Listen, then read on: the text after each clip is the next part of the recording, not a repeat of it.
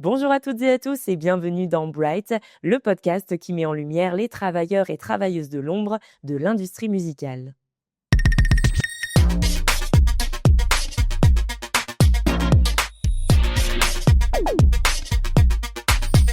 Bright.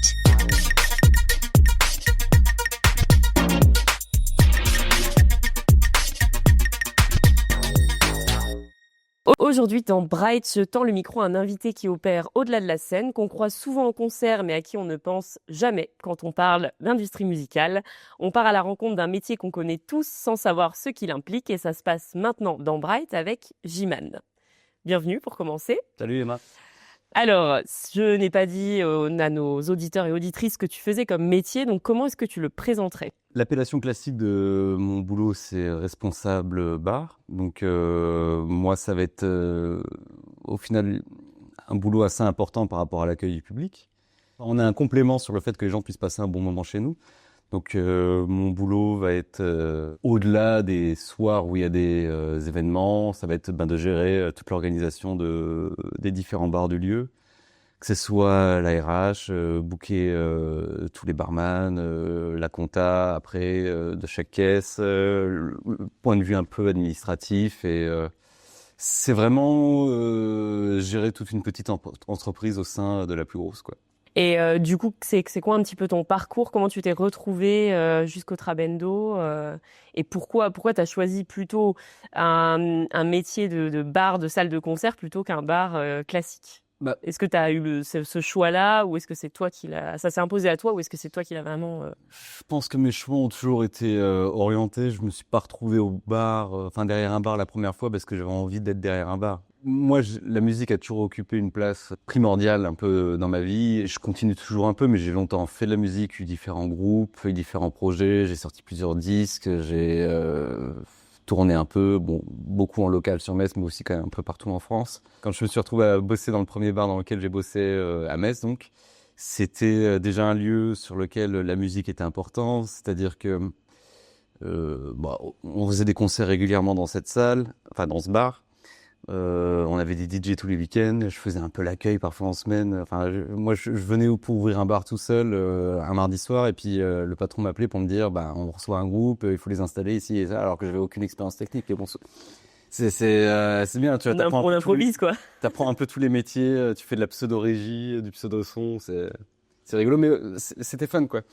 Et au-delà de ça, mon patron à l'époque, c'était quelqu'un qui m'avait fait jouer à travers différents festivals qu'il organisait. Donc, c'était toujours très lié à la musique. Quand je suis parti après de ce bar-là pour aller sur Paris, je me suis retrouvé dans un club qui était Feu le Bus Palladium, du coup, qui est donc une salle de concert, club rock un peu mythique de Paris. Donc, l'étape d'après, ça a toujours été encore dans un lieu centré à la musique. Donc, j'ai voulu faire carrière à un moment dans un métier du bar, mais toujours lié à la musique, quoi. Et comment je me suis retrouvé au Trabendo, ça s'est fait un peu par hasard. C'est mon meilleur ami qui m'envoie l'annonce en disant qu'il cherchait un nouveau responsable. Moi, je me sentais pas plus légitime que ça parce que au bar dans lequel je bossais à Metz, je gérais un peu mes soirées, je gérais 2-3 événements. Au bus, j'avais mon propre bar que je gérais moi-même, mais j'étais là. Est-ce qu'on me fera confiance pour gérer tout un... Oui, parce que là, il y a des équipes en plus à gérer. Ouais. Parce que c'est quoi la différence entre ce que tu faisais avant et ce que tu fais maintenant? Là, Qui c'est s'est vraiment... ajouté là où mon boulot d'avant était exclusivement lié à l'ouverture des portes du lieu. C'est-à-dire que je n'étais pas dans le lieu si il n'y avait pas un événement, si on n'ouvrait pas les portes. Mon boulot maintenant est beaucoup en amont des soirées. Ce qui fait que maintenant, après plus de 10 ans dans ce métier-là, je peux un peu partager ma vie entre le soir et la journée. J'ai fait mes débuts de semaine au bureau avec une vie un peu plus normale. Et mes fins de semaine, le soir et la nuit. Ouais, parce que c'est quand même un rythme un peu particulier que tu vis quand tu es barman en principe. Donc là, Ouais. c'est presque un luxe au final. Maintenant, Je ouais. mets des guillemets, mais c'est presque un luxe d'avoir une vie à peu près équilibrée et de se permettre de faire du jour et en même temps de la nuit et d'avoir cette bascule-là entre les deux, quoi. Ouais, j'ai un peu le meilleur des deux mondes. C'est ça Venez je bosser au qualifie. Trabendo. Ouais, non, mais bon, après, j'ai conscience que ici, on me permet d'appliquer mon travail comme je le souhaite vraiment. Je sais que beaucoup d'autres responsables bars stricts sur d'autres salles de concert et d'autres lieux ne font pas forcément tout ce que je peux faire moi, sans me dire que je suis extraordinaire, mais on me laisse plus la main mise sur la gestion globale du lieu plutôt que juste faire les soirs d'exploitation et gérer l'équipe le soir même, quoi. Donc, moi, j'ai vraiment cette sensation d'être un peu directeur de mon propre établissement au sein D'un plus gros établissement, ouais, d'une plus grosse structure, quoi. À quel moment tu conscientises, enfin tu réalises en tout cas que ton travail a un impact concret sur le public, sur les personnes que tu accueilles, autant en format concert qu'en format club? ça va être quand les gens viennent râler. Forcément, si les gens viennent et te disent que ta bière est trop chère, bah oui, tu te rends compte que tu as un impact quand même sur... Là, j'avais pensé marrant parce que je pense à un impact positif, mais non, mais après, moi, j'ai quand même... Beaucoup de mes barman ne sont pas forcément professionnels, on va dire.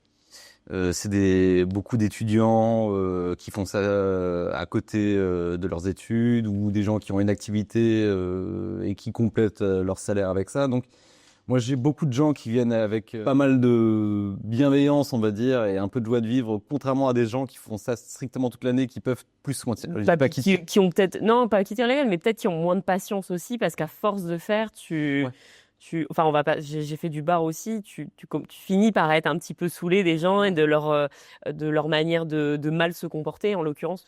Bon, après, je dis pas, hein, sur un club, au bout de 6 heures d'emmène basse, ta patience a des limites, oui. et celle de mes barman aussi. Et c'est tout à fait normal, hein.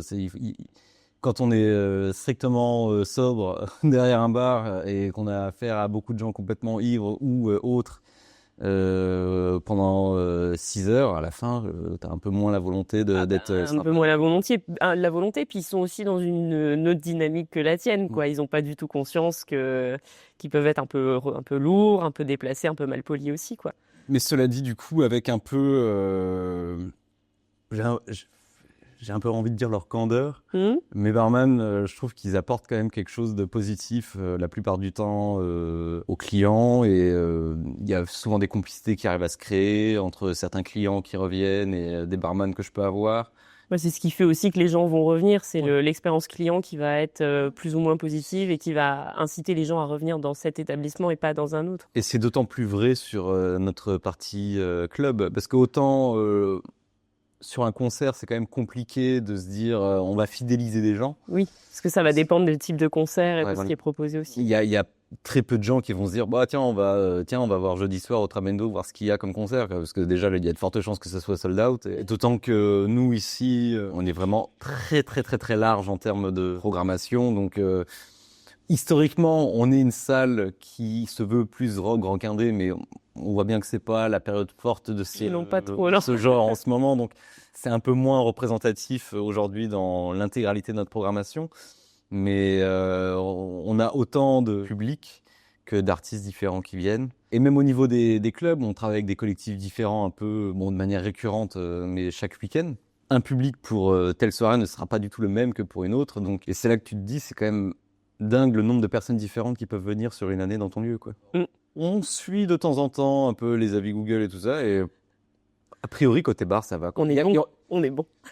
Il y aura toujours des gens qui râleront sur le prix. Et franchement, c'est quelque chose que j'entends. Mais aujourd'hui, les économies des salles comme les nôtres sont tellement complexes que c'est difficile d'avoir une politique tarifaire ultra... friendly, enfin, oui, cheap, oui. C'est difficile pour nous d'afficher des tarifs super bas, d'autant que j'ai quand même la sensation qu'on ne sert pas des trucs dégueulasses. On essaye quand même d'avoir une proposition qui soit un peu... qualitative peut-être. Ouais, enfin qui donne envie. Moi, je me souviens quand je suis arrivé ici, on travaillait avec une seule marque de bière. C'était la seule bière qu'on avait. Là, on en a au moins 2 différentes. Et puis, j'ai plus de choses à la pression, même en dehors de boissons alcoolisées. Donc, même si la bière était cool, Ah, vous avez que celle-là? Bah oui, Bah alors ouais, que tu as au moins 2-3 propositions, ça donne une autre image. Oui, au-delà de ça, psychologiquement, ça donne l'impression, enfin, même si tu as 2-3 bières, ton client est déjà dans l'optique de j'ai le choix, donc ça favorise aussi le. Puis c'est une marque un peu plus exotique que celle qu'on avait avant, donc ça fait un peu plus, ça fait assez plaisir, quoi. On avait commencé à aborder les problématiques de ton domaine. Là, actuellement, on est dans des problématiques plus économiques. Si on devait en citer deux, davantage économiques, parce que l'alcool vous coûte cher et du coup, nécessairement parlant, on est plus cher sur la carte aussi. Et on a une deuxième problématique qui s'est ajoutée depuis quelques années, c'est le sans-alcool et la diversité, le choix des propositions sans alcool. Tu gères comment sous cette problématique-là? Concernant le prix, nous, ce qu'il faut savoir, c'est que tous les ans, en janvier, c'est négociation avec ton fournisseur qui te dit, bon voilà, il va y avoir des augmentations. Et nous, on fait le maximum pour dire, bah vous voyez, on a quand même passé tant de ça, on a quand même passé tant de ça. Si vous voulez qu'on continue à passer autant de ça, il faut quand même que nous, on répercute pas sur le client. Il faut pas que vous nous augmentiez trop, pas qu'on diminue trop nos marges. Donc nous, tous les ans, nos tarifs des matières premières augmentent, mais on le répercute pas tous les ans du tout, quoi. C'est pas du tout la volonté ici. Mais ça veut dire que chaque année, ben, on se prend un petit coup. Ouais, il y a un jeu de négociation d'emblée pour redémarrer l'année, pour essayer de faire. Donc on essaye de pas trop bouger nos tarifs. On a augmenté il y a un peu plus d'un an parce que vraiment on avait fait face à 4-5 années d'augmentation sans aucune répercussion et d'ailleurs on le sentait parce que les gens nous disaient plus ah c'est trop cher ici, tu vois, donc ça Oui, voulait dire par rapport à ailleurs, vous étiez peut-être même moins cher. ouais, on était vraiment moins cher que pas mal de lieux, donc on a fait ce petit réajustement parce que l'économie devenait vraiment trop complexe. Et ça nous a permis de respirer un peu. Mais bon, là, au 1er janvier de cette année, on s'est pris une augmentation qu'on n'avait jamais vue. Et, Oui, à un moment, c'est inévitable. c'est pas que ça revient à zéro, mais ça ralentit à nouveau un peu cette dynamique qu'on avait su créer. Et à côté de ça, il y a, moi, c'est quelque chose que je ressens un peu de plus en plus, c'est qu'il y a une dynamique globale où les gens consomment moins ou consomment différemment. Tu parlais du sans-alcool, moi je trouve ça génial que ça se développe de plus en plus, que les gens n'aient plus forcément envie de boire. Moi-même, moi dans ma vie personnelle, j'ai quasiment arrêté complètement de boire. D'ailleurs, ce qui est très drôle par rapport à ça, c'est que dès que tu dis que tu as arrêté de boire, c'est parce que tu as été alcoolique à un moment ou un autre de ta vie. Non, pas du tout. Non, mais moi, les gens m'ont fait cette réflexion aussi. Tu as eu des problèmes avec l'alcool. Je dis, ben non, mais en fait, j'ai vu tellement d'alcooliques que, en vrai, puis tu te rends compte, au-delà de ça, que tu peux passer des super bonnes soirées sans te mettre des têtes et que c'est quand même vachement plus agréable de se réveiller sans avoir mal au crâne et en te souvenant de ta soirée, si possible. Oui. Moi, j'ai arrêté il y a 3 ans maintenant. C'était en juin 2022. C'était sur un gros mois ici au Trabendo. On avait un festival, on avait plein de dates et il y avait beaucoup d'enjeux sur cette période-là. Et je me suis dit, si je bois une goutte d'alcool pendant tout ce mois-là, je vais mourir. Parce que je vais exploser en plein vol, parce qu'on va beaucoup me solliciter, je vais devoir être très présent ici. Donc je peux pas me permettre de boire parce que sinon je vais me casser la gueule. Donc je dis, je pars sur un mois de drive. Le mois de juin passe. Les 3/4 du temps, quand tu fais un drive, tu te dis, oh, bah, vas-y, je vais boire un verre pour fêter la fin de mon drive. Et puis en fait, j'ai pas eu envie. Et j'ai juste continué à pas avoir envie. Et du coup, tu gères comment le fait de bosser dans un milieu où on fait la fête sans vraiment la faire, d'une certaine manière? En fait, moi, mes 2 premières années en tant que barman simple, j'étais là à participer un peu à tout ça parce que le bar où je bossais, c'était beaucoup de potes à moi qui étaient clients, donc Oui, t'es entre copains, ouais, c'est plus facile de glisser. ouais. Et vraiment, j'ai fait la fête. J'ai fait la fête et quand j'ai compris que tout ça, là, ça allait de plus en plus ressembler à une carrière. Je me suis dit en fait je peux pas continuer comme ça quoi. Je vais mourir très très jeune si je fais carrière dans ce milieu-là ouais. et que je continue dans ce chemin-là. Donc très vite j'ai arrêté de boire au travail. C'est une phrase qui, sortie du contexte du bar, peut être bizarre, mais oui, bah, quand tu travailles derrière un bar, ça t'arrive souvent de boire des coups quand même, quoi. Ça te permet aussi de valoriser un peu plus ton travail, je trouve. Mmh. De se dire qu'il est important et de faire ça plus sérieusement et d'offrir aussi une prestation plus cool de ton travail envers les clients. Et c'est pas parce que tu bois un coup ou pas avec eux que tu peux pas avoir une forme de camaraderie avec eux et tu peux pas leur permettre de passer un bon moment. Bon, tu auras toujours des gros forceurs. À 95% des mecs qui voudront te faire boire un shot avec eux et tu es là, non mais écoute, c'est bon, c'est pas Bah, grave. moi, je faisais des shots eau ou alors Oui. je préparais juste Une bouteille d'eau, une bouteille, non, mais une bouteille avec un bec verseur dessus. Mais je mettais du sirop de grenadine ou un truc comme ça. Je dis, ah, c'est vodka grenadine. Ouais. Et puis en fait, non, je buvais un petit shooter de sirop de grenadine avec de l'eau. Et tu vois, c'est ça que je trouve un peu triste, c'est qu'on est obligé de trouver des subterfuges Mm. pour faire croire à d'autres personnes qu'on boit alors qu'on a juste envie. Ben, on a juste envie, alors au-delà de l'envie ou envie, pas envie, mais moi j'estimais aussi que quand j'étais derrière le bar, enfin j'avais une forme de responsabilité envers les personnes que j'avais en face de moi. Donc en fait, si tu as le barman ou la barmaid qui est complètement éclaté, et que les clients le sont aussi, qui gère la boutique, quoi, enfin qui s'occupe de quoi, et ça amène quand même une autre problématique, Ouais. quoi. Non, le rôle du barman est assez important sur la sécurité globale, hein. C'est au barman un peu de voir si est-ce que ce gars, est-ce que cette nana a vraiment besoin d'un verre en plus? Mm. Est-ce qu'il faudrait pas l'orienter vers la fontaine à eau?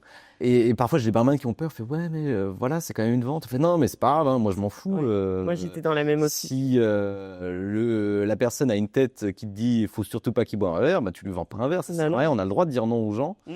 Bah Justement, t'es même dans l'obligation de dire non, parce que... et j'ai envie de te dire, même si la personne est juste pas sympa avec toi, tu peux l'envoyer chier, quoi. Mm. Bah, Moi, à ce niveau-là, on est une forme d'autorité derrière le bar. Mm. On est une personne qui va permettre aux clients de passer une bonne ou une mauvaise soirée. Donc, soit sympa, soit un peu poli, soit un peu gentil avec nous. Je te demande pas d'être souriant avec nous, hein, on s'en fout. Hein. Non, oui. Moi, les 3 quarts du temps, je souris pas aux gens. Tu vois. Non, mais juste bonjour, s'il te plaît, merci, et on s'en tiendra déjà très bien, quoi. Donc, d'autant que ici et surtout en club, on fait quand même beaucoup de travail à la chaîne, quoi. Oui. Donc, Bonjour, hop, tac, tac, tac. Et puis moi, ça s'enchaîne. quand je me mets vraiment derrière le bar à servir, je parle même pas, quoi. Je me penche vers les gens pour dire vas-y, dis-moi ce que tu veux, je fais le truc, et après je dis juste combien il me doit, s'il te plaît, et je tends le terminal. Parce que vous avez aussi le débit qui va avec, quoi. Donc, et moi, même ça vis-à-vis de certains barman, quand je les vois causer un peu trop longtemps avec certaines personnes, je fais écoute, là, c'est pas le moment, quoi. On attend que le rush y passe un peu, et puis après, si t'as des potes, si tu t'entends bien avec quelqu'un, tu profites d'un creux pour discuter à ce moment-là, mais à un moment, il y a chaque chose en son temps, quoi. Et quand c'est le feu, Ouais, on envoie. et on oublie un peu la camaraderie, quoi. Parce que de toute façon, les gens en ont marre d'attendre au bar. Ils veulent aller danser, ils veulent aller voir le concert, donc... Ils sont déjà pas dans cette optique de camaraderie. Ouais. Moins que quand c'est le début de soirée où les choses se mettent en place et où il y a en général personne au bar, quoi. Ouais, voilà. Donc, moi, j'insiste vraiment beaucoup sur... Non, mais il faut envoyer, on aura le temps après pour discuter avec les gens, mais là, il y a une urgence, c'est tous derrière le bar et on envoie, quoi. Oui. Sur le sans alcool, donc... Moi, maintenant que je bois plus vraiment, c'est super important aussi pour moi de développer cette partie-là. Donc, j'essaie au fur et à mesure d'ajouter à la pression déjà des choses qui soient non alcoolisées. Pour que, tu vois, dans un groupe de potes, si t'en as un ou une qui a pas envie de boire et puis qu'ils ont tous pris une pinte et ben que cette personne-là puisse avoir un truc qui sort d'une tireuse et qu'il ait la sensation de boire un coup un peu équivalent aux autres, quoi, pour que psychologiquement tout le monde soit un peu sur le même niveau. Donc moi j'ai déjà quelques petits éléments comme ça et j'en ai d'autres à venir au bar. Mais tu vois, par exemple, ce qui est dingue, c'est qu'avec mon brasseur actuel, sa bière sans alcool, il a uniquement bouteille, quoi. Il y a pas assez de demandes pour que ce soit Alors, fait si, moi j'ai pression, j'ai ou- beaucoup de demandes de... Ouais, mais de manière globale, Eux, ils en ce foutent pas. Ils enfilent Ok. pas leur bière sans alcool. Donc, c'est un peu dommage. Bah, t'as cet effet un peu, effectivement, t'as ta pinte et l'autre a sa bouteille, Ah non, c'est pas le même. nous, la bouteille en verre, elle part pas dans la salle, la sécurité veut pas, donc on transvase la Tu la bouteille mets. dans un éco-cup, quoi. Donc et comme les bouteilles, c'est des 33 avec les éco-cups, c'est soit 25 ou 50, bah t'as un verre de Pas le même 50 rendu, t'as quoi. un verre de 50 qui est pas rempli jusqu'en haut, tu vois, donc c'est un peu con. Bah, encore une fois, c'est le psychologique, quoi. Ouais. Ça joue là-dessus. Donc- Mais c'est vrai que c'est toujours un peu frustrant, en plus, de voir tes copains qui se font un peu kiffer avec, bah, des fois, enfin, je sais pas si vous changez fréquemment de type de bière, etc., mais d'aller vers des choses un peu plus fancy. Et toi, tu te retrouves avec, je pense qu'on peut pas citer de marque, mais avec des thés glacés ou des boissons gazéifiées, etc. Tu te retrouves en général avec deux, trois propositions et ça s'arrête là. Donc là, actuellement, tu as une boisson en pression Sans sans alcool. alcool. Bah, là, j'ai un soda au maté en pression. J'aimerais à terme avoir de la kombucha et j'espère un jour que mon brasseur fera sa bière Pression. en pression sans alcool. Et après, on a aussi toute la gamme très classique que tu retrouves dans tous les cafés du monde, que t'en as un peu marre d'avoir quand tu vas dans un café, Voilà. t'as pas d'alcool, quoi. Mm. Mais il faut quand même les avoir parce que c'est quand même aussi beaucoup de sodas qui te servent quand tu fais un long drink simple, un whisky coca, un truc Ouais, comme bien ça. Donc Mm. tu as besoin de tous ces sodas-là. Il y a une partie de la clientèle qui boit moins, voire plus d'alcool.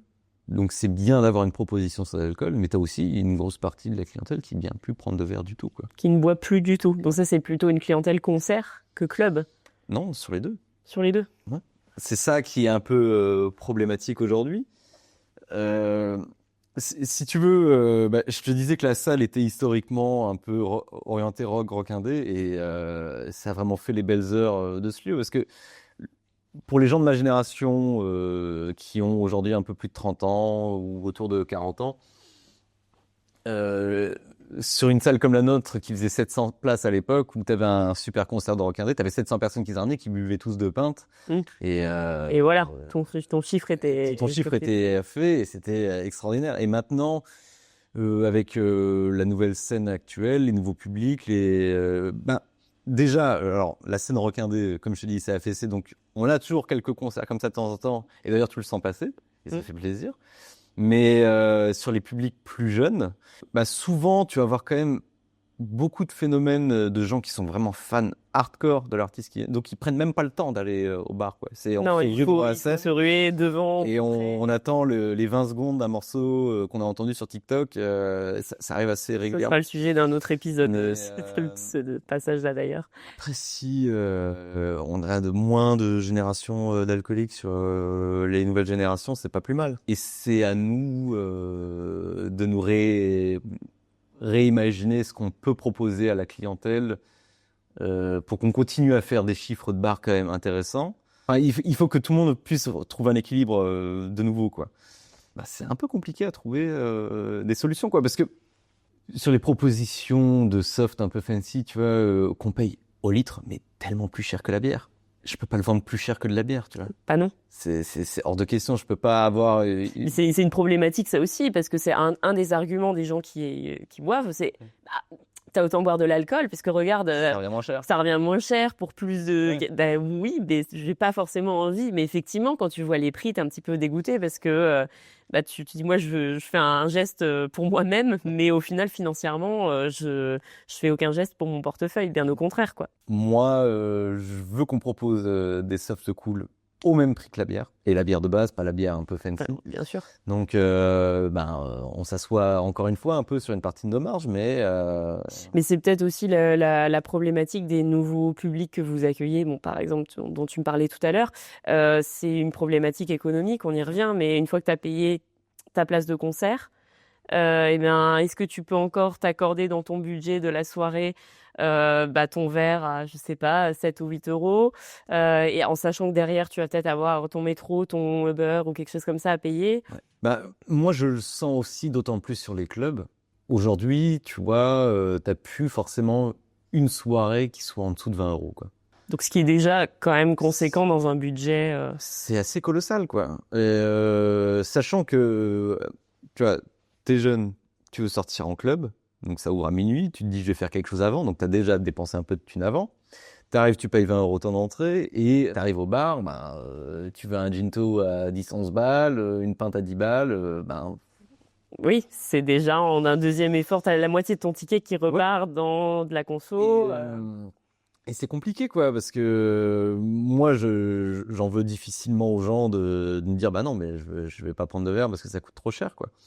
Mais moi, je peux pas les facturer moins cher que ça, enfin difficilement. Oui, parce qu'il faut quand même faire tourner le lieu, payer les Oui, équipes. Donc il y a un moment donné où tu peux pas vendre à perte ou ne pas te la faire de nuit, marge tout le sur- monde est nettement plus payé que en soirée. Les artistes coûtent de plus en plus cher à programmer. Bah, tout augmente de Ils manière emploient proportionnelle, quoi. énormément de gens, quoi. Parce Entre que je suppose que vous le bar, déployez. l'accueil, la sécurité, les secouristes qui peuvent aider en cas de souci.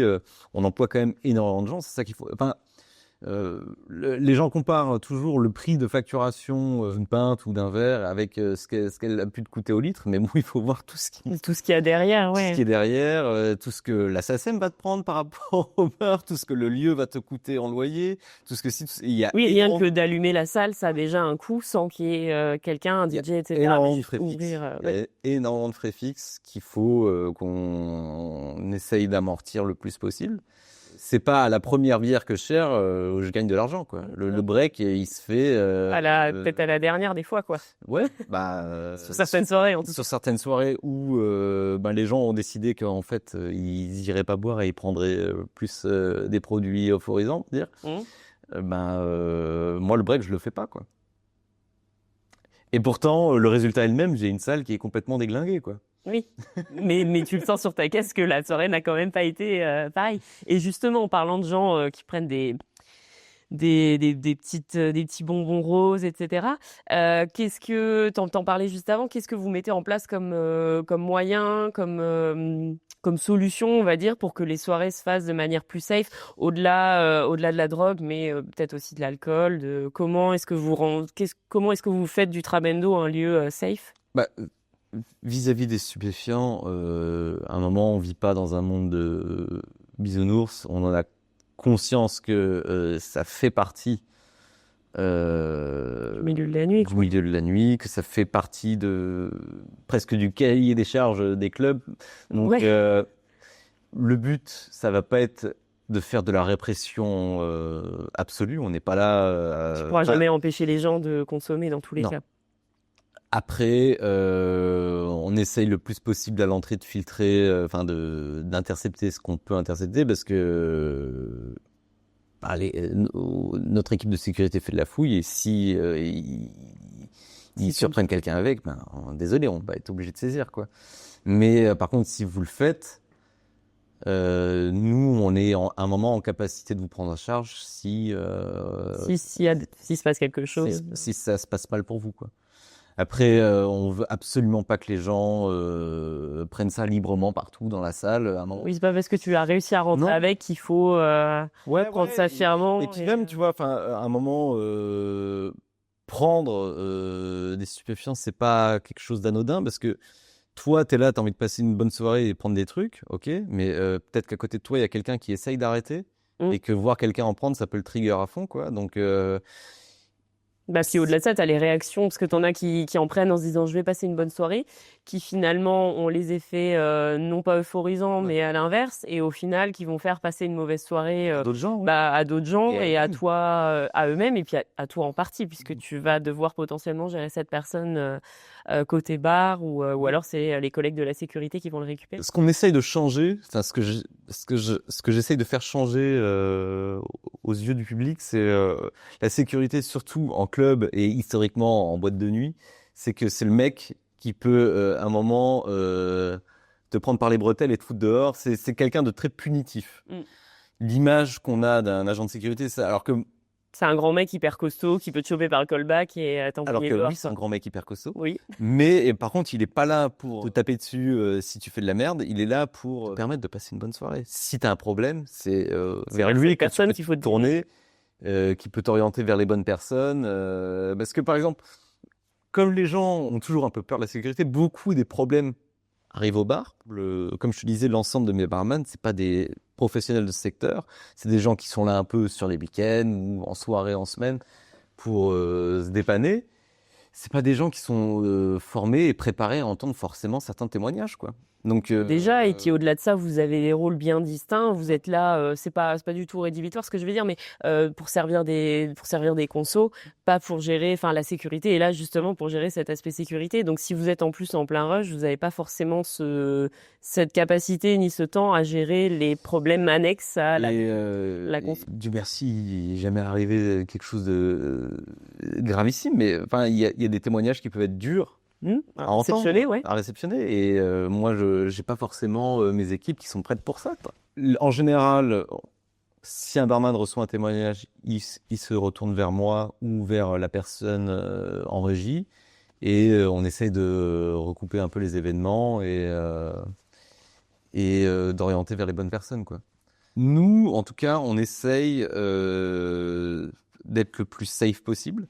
Ce qu'il y a de cool sur notre lieu, surtout pour la partie concert, mais pour la partie club plus spécifiquement, c'est que on a une énorme terrasse, ce qui fait que si à un moment tu es dans la salle, que tu te sens pas bien, tu as un endroit extérieur énorme où tu peux prendre l'air, être en dehors du son, te mettre un peu à l'écart des gens. On a un poste avec des secouristes s'il y a un problème. Surtout dans Paris intramuros, tu vois, l'essentiel des clubs, c'est si t'as envie d'être en dehors du son, tu vas dans un fumoir exigu où tu te fais agresser par une odeur de clope ultra violente avec des gens qui sont Passablement éméchés également. Et puis les fumoirs sont souvent blindés. Donc nous, on a quand même cette chance d'avoir des lieux de coupure. Et je trouve ça vachement important parce que à un moment, si tu gères mal ta consommation, quelle qu'elle soit, une soirée peut devenir ultra anxiogène, quoi. On a une bonne configuration, on a toujours quelqu'un aux toilettes qui, au-delà de l'assurer une certaine permanence de ménage, régule aussi les flux. Ça, c'est aussi vachement important. Tu peux te retrouver aux toilettes au calme sans avoir 150 personnes qui toquent à la porte. Bon, tu sors maintenant, tu fais chier, il y a d'autres gens qui attendent derrière. Donc on essaye à chaque poste de créer un endroit un peu, au-delà de fluidifier, de créer des endroits à peu près au calme, quoi. Et je pense que c'est assez apprécié. Il me semble quand même quelques retours là-dessus, la gestion un peu des problèmes et des moments d'angoisse des gens. Donc c'est cool, quoi. Est-ce qu'à tes yeux, ton métier, ton poste est plutôt respecté dans l'écosystème musical, ou est-ce que tu sens qu'il y a une sorte de hiérarchie qui fait que tu es moins considéré? Depuis mon premier jour derrière un bar, la question éternelle, c'est « mais tu fais quoi à côté ?» Ouais, ça c'est vrai. Travailler derrière un bar ne peut être en aucun cas ton activité principale. À tel point que ici, j'ai même des barman qui m'ont dit « mais tu fais quoi à côté ?» Pensant que c'était un loisir. Non, mais pensant que c'était juste le truc que je faisais le week-end, quoi. Gérer parce que beaucoup des employés sont peut-être pas non plus conscients de tout ce que tu fais derrière. Et... Après, c'est jamais méchant, tu vois. Non, mais ça fait partie. C'est un peu le contexte global de ce métier-là, quoi. C'est à aucun moment une activité principale. À aucun moment une activité très sérieuse et définitive. Donc, t'imagines bien que derrière ça, on n'est pas forcément les plus considérés, quoi. Moi, j'ai très, très peu d'interaction avec une production qu'on peut accueillir. Je suis au mieux pour eux un supermarché s'ils ont besoin d'un truc, quoi. Après, moi, vis-à-vis de ma direction, l'équipe en fixe, en CDI, qui ont un poste au bureau et qui gèrent des choses ici, on a énormément d'intervenants extérieurs. On est presque une centaine, je pense, à travailler ici, mais au bureau, au quotidien, dans cette salle, on est 6-7. Ouais. Donc, je me sens pas déconsidéré par rapport à ma hiérarchie et ma direction. Ils savent que les enjeux liés au bar sont un enjeu clé.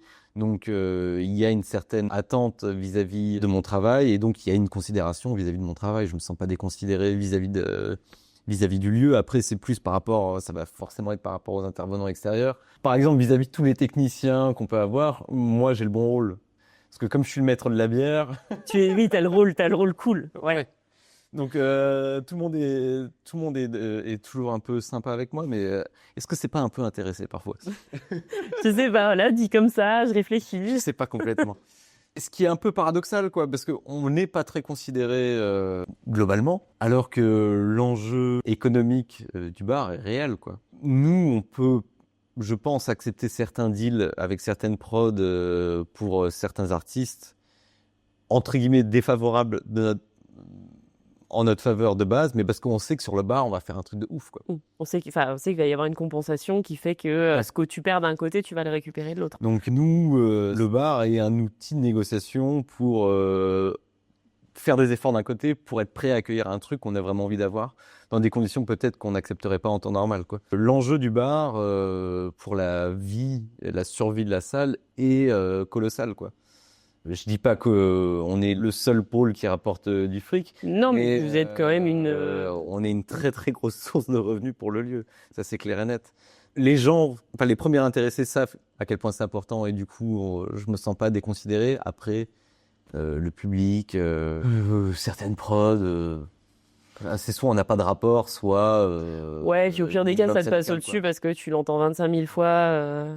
Et côté artistique, un des plus beaux souvenirs que je garde, c'est quand on avait accueilli en concert solo Pete Doherty ici. Je crois qu'il était même pas spécialement venu pour les balances la journée. En impro, comme ça. Et il arrive sur les coups, je crois, de 19h30, 20h après l'ouverture des portes. Il est vraiment très grand, il avait son long manteau noir, son grand chapeau, et puis il arrive au bar, et puis il me demande un verre, et puis il commence à me sortir du cash. J'étais, non, écoute mec, j'ai trop de morale.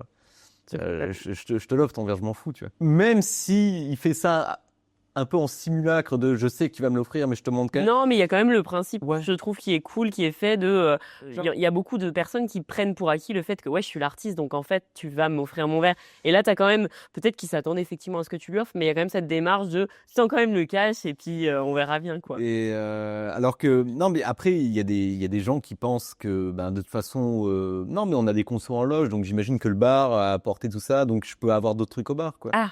Ok, ouais. Donc il y a des gens qui sont pas forcément non plus trop conscients de comment ça fonctionne non plus, tu vois. Mais la plupart du temps, j'ai pas forcément d'interaction avec les artistes, quoi. Quand t'as les mecs qui sont là depuis super longtemps et qui viennent et qui sont juste sympas avec toi, ça fait plaisir, quoi. C'est toujours cool d'être un minimum considéré par les gens que tout le monde vienne voir, quoi. Ça fait partie des petites joies quand ça arrive, quoi. Et on les garde très précieusement dans une petite boîte. Et justement, on avait ce débat avec plusieurs personnes du secteur musical ou non, le fameux débat qui fâche un peu de alcool sur scène ou pas. Il y en a qui considèrent, donc du coup sur certains riders, donc pour les non-avertis, le rider c'est l'espèce de feuille de doléances entre guillemets des artistes quand ils viennent jouer dans des salles, donc de ce qu'ils attendent à avoir en loge. Donc il y a des demandes plus incongrues les unes que les autres parfois. Mais il y a surtout l'alcool qui revient souvent. Et il y a cette team qui est plutôt dans l'idée que, en fait, ouais, c'est la musique, donc on s'amuse, on a le droit de boire, prendre des stupes, etc. Et c'est cool et c'est fun sur scène. Et il y a la deuxième team qui est plutôt dans l'idée que, oui, mais en fait, ils sont chanteurs, chanteuses, etc., musiciens. Mais ils sont avant tout là pour travailler. Et est-ce que, par exemple, quand tu es banquier, tu vas au travail bourré et sous stup? Alors certains, oui, peut-être, mais dans la majorité des cas, non. Tu te positionnerais plutôt comment dans dans ce débat-là, on va dire? Le premier truc que j'ai envie de te dire, c'est qui suis-je pour juger, moi qui travaille derrière un bar avec des gens qui, de temps en temps, boivent des coups, quoi. Donc, moi, j'ai pas d'avis spécifique là-dessus. Je pense que c'est aussi par rapport à ce que les artistes ont envie de renvoyer comme image, quoi.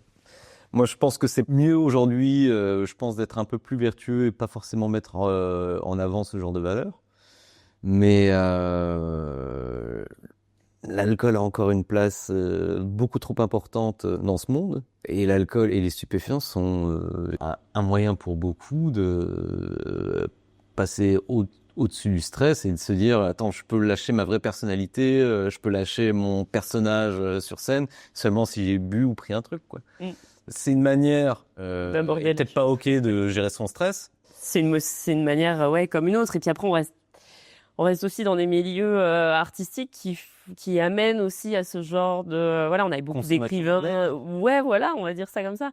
Mais il y a beaucoup d'écrivains qui écrivaient sous stup ou sous alcool. Ça a toujours été un petit peu le nerf de la guerre, quoi, cette histoire. Et j'ai envie de te dire, j'ai beaucoup de fois entendu de retour de certains groupes ou artistes, genre ah putain c'est quand même chiant depuis qu'il a arrêté de boire quoi.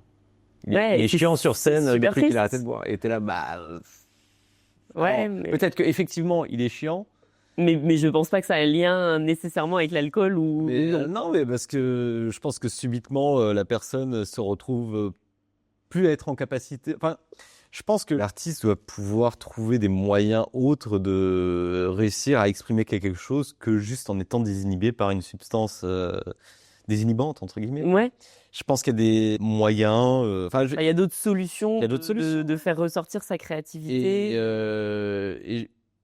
Et à un moment, je pense pas que tous les acteurs de cette planète se mettent des caisses avant de monter sur un J'espère plateau pas de non cinéma. plus. Et je pense que être un artiste sur scène et être une certaine forme d'acteur, et il faut apprendre à jouer, quoi. Bah parce que ça amène aussi, enfin, à mon sens, moi je suis un peu, je me place entre les deux teams, on va dire. Il y a du bon et ça, tout dépend comment tu gères et comment tu appréhendes cette consommation d'alcool, parce qu'on va du petit verre tranquille, comme tu racontais avant, à de la défonce. Mm. Moi, je pense qu'il y a moyen d'être entre les deux. Si c'est un shot pour le courage. Un shot pour le courage, parce qu'en vrai, on a tous besoin d'un petit shot pour le courage. Ce tournage est certifié 100% sans alcool. Moi, je le tolère au bar, tu vois. Je veux dire, à un moment, ça a toujours été un réflexe, même pour moi, quand j'étais strictement barman, à un moment, quand on voyait qu'on se faisait complètement éclater, Ouais, écoute, petite on prend pause. 30 secondes, Ouais. un shot, on y va et c'est parti. Bon, après, c'est une manière de voir ça. Non, mais tant que c'est fait dans tu vois, de manière un peu cadrée, où tu te dis, bah, c'est un shot pour me mettre un petit starter pour redémarrer, on se fait un break avec les collègues, etc. Oui, c'est un moment de cohésion. Et non, puis il y a quelque chose de posé, tu te dis, bah, je vais faire ça toute la soirée et finir complètement lunaire. Mais je pense que quand il y a, autant sur scène que derrière un bar ou quoi, quand il y a une consommation qui est poussée à l'excès, ça favorise quand même un climat et un environnement un peu malsain et qui peut, pour le coup, amener à des débordements, quoi. Bien sûr. Mais moi, de l'autre côté, quand je tournais, j'ai fait une date avec un gars.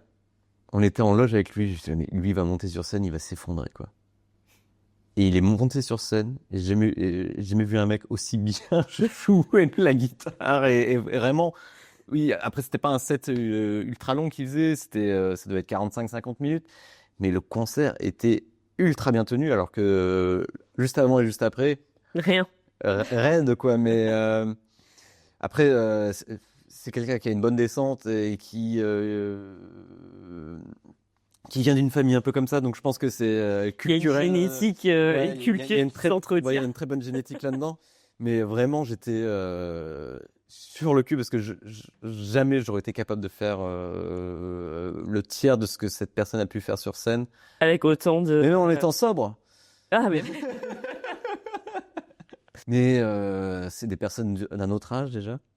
Et Puis encore une fois, d'une autre culture, d'une autre manière. un peu une autre époque. Et voilà, mais je pense qu'on devrait être en mesure de proposer des nouveaux modèles, quoi. Parce que je pense qu'on a une époque où on a besoin de nouveaux modèles, où on est en recherche de nouveaux modèles, qu'on est en recherche d'un peu plus de vertus saines. Bah, puis d'une manière de faire la fête qui se bonifie, je tends à le croire. Il y a une dynamique globale vraiment sur tous les clubs qu'il peut avoir sur Paris. Il y a vraiment un enjeu fort sur la gestion des comportements compliqués liés à l'alcool et aux drogues, la gestion des situations de crise et surtout la gestion des VSS, quoi. C'est vraiment devenu des points centraux au-delà de la communication, mais vraiment dans la mise en place système pour gérer ces choses-là. Parce qu'à un moment, il y en a marre d'être en soirée, d'avoir 50 mecs torse nu autour de soi, quand t'es une nana, et même quand t'es un mec. Hein. Voilà. Là, moi, quand je traverse la salle pour T'as pas ramasser envie de voir breaks, des tétons partout. j'ai pas envie de voir des mecs torse-poil, d'être obligé de me confronter à leur sueur pour ramasser des verres entre eux, tu vois. Enfin, on est de plus en plus dans une volonté de faire la fête sainement, entre guillemets, mais ça ne veut pas forcément dire sans alcool et sans produit, ça veut Non, dire tu peux consommer, mais de manière raisonnée, en fait. de manière éclairée, tout en comprenant que ma consommation ne doit pas impacter la soirée des autres. Et à un moment, c'est normal qu'on n'a pas envie d'être emmerdé par les autres, quoi.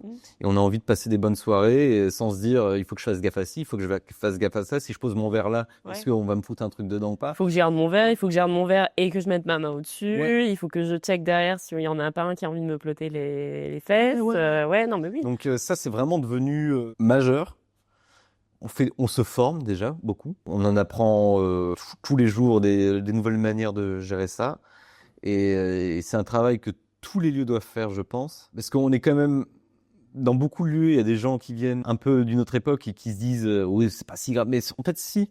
C'est grave, c'est chiant, c'est relou. Je pense que c'est des gens qui prennent pas forcément conscience de l'impact que ça peut avoir sur la personne qui réceptionne ce genre de propos ou de gestes déplacés aussi. Et on a envie de pouvoir faire la fête sans se poser de questions, quoi. Et de venir avec le look qu'on veut, sans qu'on se tape des remarques, sans risquer des gestes déplacés, quoi.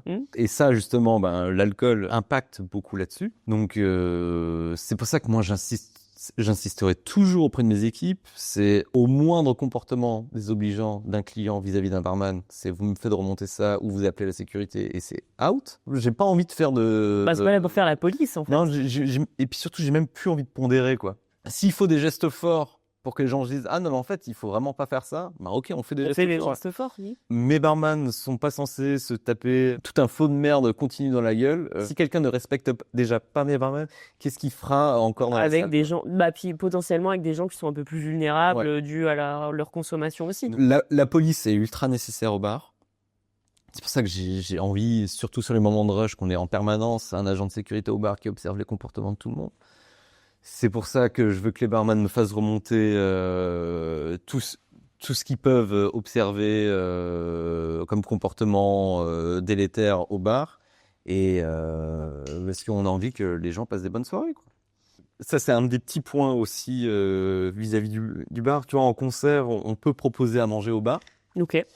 Avant, c'était des hot dogs avec des saucisses de pain normal. Et en fait, c'est méga excluant. T'es végétarien, tu peux pas en manger. T'es musulman, tu peux pas en manger. T'es juif, tu peux pas en manger. Donc, j'ai fait le choix il y a 3-4 ans de dire, on va faire des hot dogs végétariens. Du coup, c'est la seule proposition que c'est parce qu'à un moment, j'ai pas envie que mes barman disent des saucisses comme ci, des saucisses comme ça. Tu vois, on a le même bac de cuisson pour tout, on envoie un truc. Non, mais il faut faciliter aussi, effectivement. Ouais. Et c'est un truc, et tu vois, c'est pas comme si je foutais une carotte dans un pain hot dog, tu vois. On a une vraie saucisse végétale, tu vois, qui ressemble vraiment à une... Non, puis maintenant, ils font des produits hyper quali. Non, mais vraiment, c'est super bien, quoi. C'est toujours le public un peu boomer qui va dire, ouais, voilà... les véganes sont partout, ils vont nous coloniser. Je fais, mais écoute, non, c'est le seul truc que tout le monde peut manger. Non, puis en vrai, goûte, tu vois, vas-y. C'est le seul truc qui, pour mes barman, est simple à faire. Et en vrai, depuis que j'ai ça, sur 95% du public qu'on peut avoir, super réception par rapport à ça, quoi. Ouais, bien sûr. Au moins, c'est un truc que tout le monde peut venir manger. Et maintenant, tout le monde est super content avec ça, quoi. Et oui, moi, c'est beaucoup plus inclusif. Oui. Ouais. Non, mais il faut voir les choses de manière de plus en plus inclusive au niveau de la consommation en boisson et au niveau de la restauration aussi, quoi. Pour clôturer ça, si tu devais passer le micro du moins à quelqu'un d'autre, ce serait qui? Je t'avoue que ça, c'est une question pas qui me pose problème, mais sur laquelle je bûche un peu. Moi, si tu veux, sur la partie envers du décor du milieu de la musique, je suis sur un truc assez extérieur. J'aime beaucoup le travail de mes collègues et tout ça, c'est pas le sujet, mais ils gèrent des trucs qui me dépassent, quoi. Et qui, sur certains aspects, me fatiguent, tu vois. Parce que quand je vois le bordel que c'est pour gérer une billetterie, c'est pas pour faire mon boomer ou je sais pas quoi, mais c'est quand même si compliqué juste pour acheter un billet, mais en fait, ouais, c'est vachement de problématique pour que des gens puissent acheter un billet de concert, tu vois. Mais justement, ouais, tous ceux qui s'occupent vraiment un peu de la communication et des billetteries, on se rend pas compte à quel point c'est un sac de nœuds et je pense qu'ils ont beaucoup de choses à dire. Enfin, tout ce qui est mis en place pour que chacun ait l'information que ce concert existe, que les billets peuvent être achetés là, là et là, et pour être sûr que même si tu te pointes sans ton billet, on puisse te retrouver à la billetterie. Il y a tout un système qui est mis en place qui est assez barge, quoi. Et je vais faire ma sortie boomer quand même. Est-ce que c'était pas plus mal quand on allait devant la salle et qu'on faisait une queue de 45 minutes pour espérer avoir une place, je sais pas. Est-ce que c'est pas ça qui avait dû charme finalement? On bien avec les gens avec qui on était dans la file, tu vois, mais... merci beaucoup en tout cas. Pas de souci. Mais venez quand vous voulez au Trabendo, en tout cas. On vous accueillera très bien avec le sourire. Enfin, pas forcément, mais on sera là. Enfin, je parle derrière le bar. À l'accueil, les gens sont très souriants. Au bar, un peu moins. On est un peu plus des loupards, quoi. Mais Et le bar. ouais. Je pense qu'on finira là-dessus. On Ouais. finira sur cette belle blague. Les loups bars du bar. Bright.